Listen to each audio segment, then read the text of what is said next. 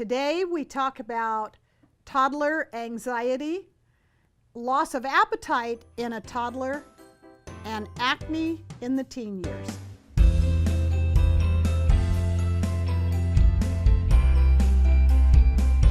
You don't need to be afraid. You can handle this, and here's how you do it.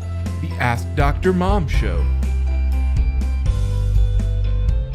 Welcome to the Ask Dr. Mom Show, episode 16. I'm totally amazed when I say that number. When we started, I thought, are we even gonna do this for a month? And now we're up to 4 months. That's amazing. Incredible. I love it. Anyway, what's our first question for today? Samantha asks, Dr. Mom, my 4-year-old is starting to lose her appetite. We've tried different types of food, but she doesn't seem to be hungry. Is this normal? What can I give her as supplements while she goes through this phase? Samantha, this is completely normal as long as she is staying active and happy and is not acting lethargic or weak or any of those type of things. Children ebb and flow. You know, they'll go through growth spurts and they want to eat everything in sight. And then they'll level off, and it's not uncommon to not be very hungry. What I have done with mine when they're going through these phases is try to make sure that what they are getting is good, wholesome, concentrated nutrition.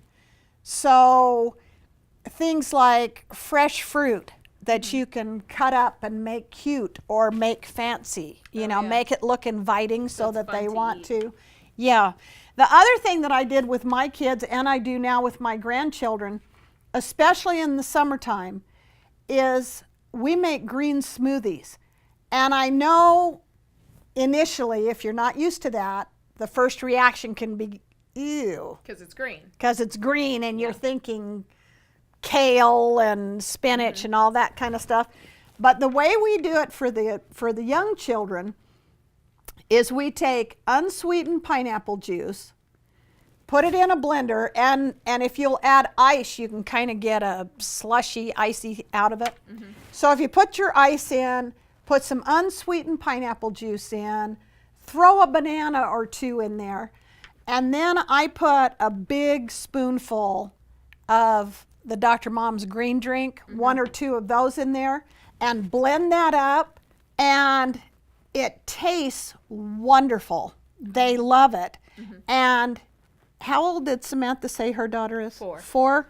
Okay, you might have to bribe her a little bit, and you might have to start out with just a few greens and work up to more, because she's old enough to have an opinion. You know, when they're 2 and littler. My kids don't, I have to put a lot, like a lot of greens in them for them to even notice. Yeah. Of course, yours have grown up that way. Sure. If they haven't grown up that way, just start out so that it's a little bit green and then build it as she realizes how good it's going to taste. But our children have loved it.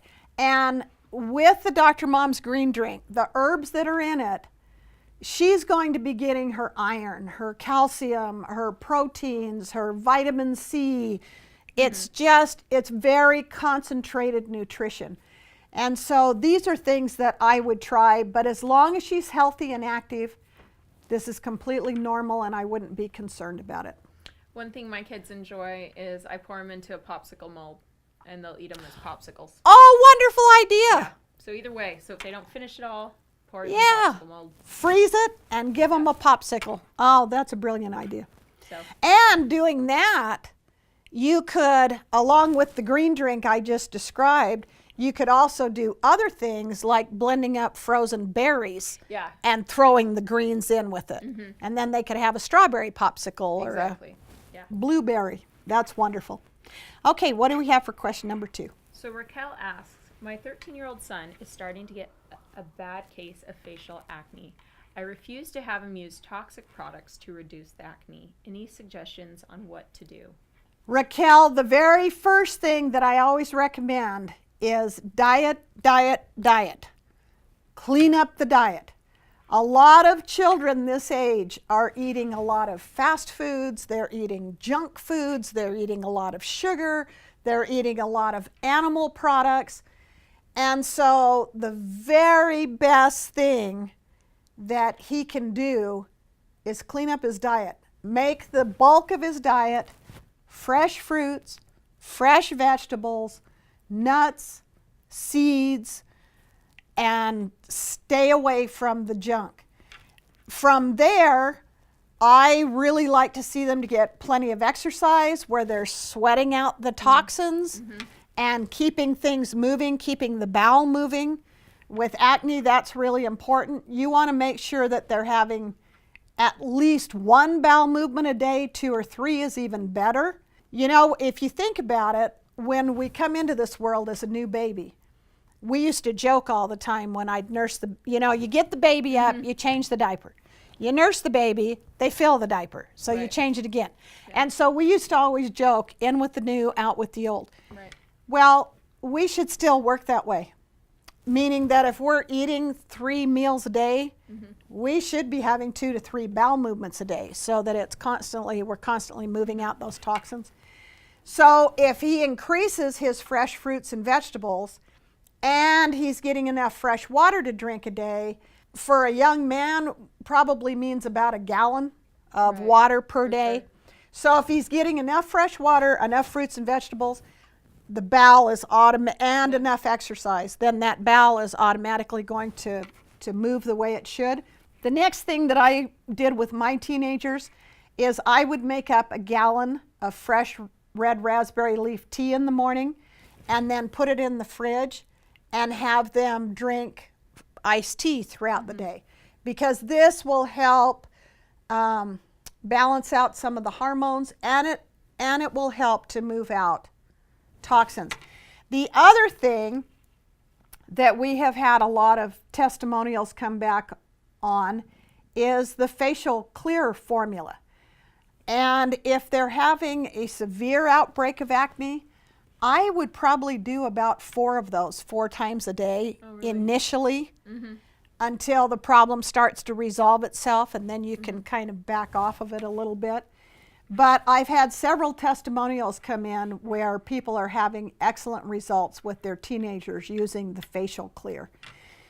But again, the very first place I would start is diet, water, and exercise. Yeah, I've known teenagers that had severe facial acne issues, and they take out the processed foods, and they take out anything that has sugar, which all processed food has some form of sugar. And it does wonders. Oh yeah, and get rid of all the fast food, which is usually deep fried. Right. And that will make a huge difference too. I had a question on the red raspberry tea. Do you put anything in it to sweeten it? You can. You could add honey. You could add stevia. A lot of people like to use agave. So yes, and actually thank you for bringing that up, because if you're not seeing a big difference with just the red raspberry leaf, the other thing that I have added to it is blessed thistle. But blessed thistle is very bitter. So you want to start out with a little bit. Eventually, if you can, build it up to where it's half and half. But then you're definitely going to have to add some type of sweetener. And I like to use stevia. A lot of people don't like it because it can have a little bit of an aftertaste. You have to be really careful with it. People don't realize how strong stevia is. Oh yeah, it doesn't take very much. And I personally don't use like any of the popular brands of like Truvia, because there's a lot of fillers in it. That's right. When you get stevia, you want to make sure, look at the ingredients. I just stick with the herb. Yeah. But if you're using a liquid or getting it powdered, but make sure it's just stevia. Just stevia, and it'll be more expensive. And you just need like. Oh yeah, it doesn't take very much. Literally a drop. It doesn't take very much. All right, what do we have for question number 3? Susan asks, would you recommend calm and focus drops for a 20-month-old girl? My granddaughter has started to become very afraid of new people and immediately wants me to pick her up. When I take her to the park, she becomes so distressed and won't let me put her down. She'll scream if a child comes close or hit out at them to go away. We have all tried different things to reassure her. She used to love being around kids. I'm sure it's a phase, but it's dragging on. I wondered if these drops would calm her to look around and realize everything is okay and she can play with these children. Otherwise, my granddaughter is happy and fine with her family. She's breastfed, eats all organic. She had DTaP at 3 months old, but she's not having any more. Any advice? Susan, I want to throw out one little caution before I move forward. Chances are this is completely normal, and it is normal for all children to go through a phase where they become very clingy. Yeah. However, if she is showing an extreme amount of fear, I just want to throw out a little caution that sometimes this can be a red flag. And you want to be absolutely certain that she is not being left with a babysitter or a daycare or somewhere where something might be happening that you are completely unaware of, where maybe she is being scared or she is being hurt. So let me throw out just that one little caution if the fear is extensive. Otherwise, having thrown out that little negative piece, it can be very normal. Like I said in the very first question, children tend to ebb and flow as they're going through their development phases. And it can be very normal to get clingy and just want mom and grandma and please hold me because this is an unfamiliar environment. And I would strongly recommend that you do just that. You know, when I first started having my children, my parents kind of came from a much older era where it was a different way of parenting. It was a different way of parenting, and they were very strongly advised that you spare the rod, you spoil the child, you know, push them out there, get them to function on their own. And my own experience with my children and grandchildren, and one more was let them cry themselves to sleep, they'll be fine. But in my experience with my own children and my grandchildren, I have found the exact opposite to be true. If children are loved and cuddled and reassured, and I never let a child cry itself to sleep. Because in my opinion, which is all this is, in my opinion, all you're teaching that child is that they're on their own. They're not safe. You're not there for them. And they have to figure this out in an isolated environment. My personal experience is if you will love them, if you will comfort them, if you will let them know they are not alone, that you are there for them, they actually grow up being much more self-confident, much more secure, and will move out on their own because they know that they have somewhere safe to fall back to. So I would definitely encourage her to meet the other children, to play. I might stand right there with her and help her down the slide or help her with another child until she realizes this is safe. As far as something to give her, what I have always used in these type of situations is a Bach flower essence called Rescue Remedy. It's just drops, it's liquid, and it's something you can keep in your purse or keep with you all the time.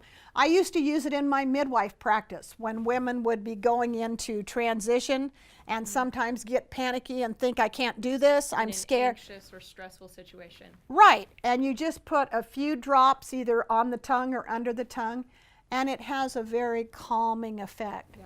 And so in the situation that you're talking about here, where maybe you're going to a playground, you might give her a few drops of Rescue Remedy and see if that will calm her enough that with you holding her, she can see that this is safe, this is fun, and I'm okay. Yeah. So have you had any experience where you've... Yeah, I've used the rescue remedy with myself, with kids of all ages. And when you put it underneath the tongue, that's just the fastest way to get it into the bloodstream. Absolutely. And so Absolutely. it's super easy for any age. I think it's great. So I wouldn't hesitate to use it, and I think what you're doing is exactly right. She obviously is loved and safe, and as soon as she comes to understand that, she'll move out on her own and be just fine. All right. Well, we are out of time for today. Thank you for joining us. This has been the Ask Dr. Mom Show. I'm Sandra Ellis with Alicia Decker.